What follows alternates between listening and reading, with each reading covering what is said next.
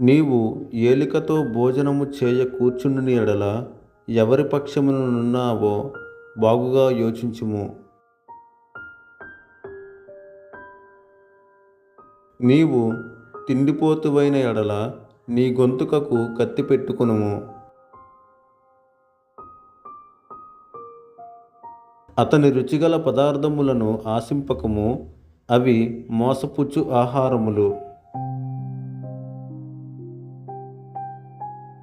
ఐశ్వర్యము పొంద ప్రయాసపడకము, నీకు అట్టి అభిప్రాయము కలిగినను దాని విడిచిపెట్టుము.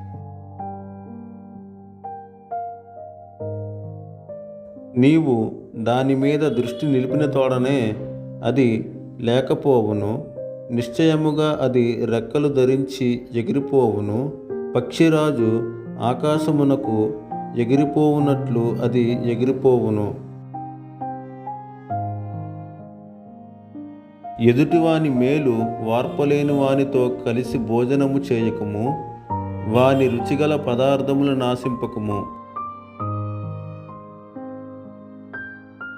అటివాడు తన అంతర్యములో లెక్కలు చూచుకొనివాడు.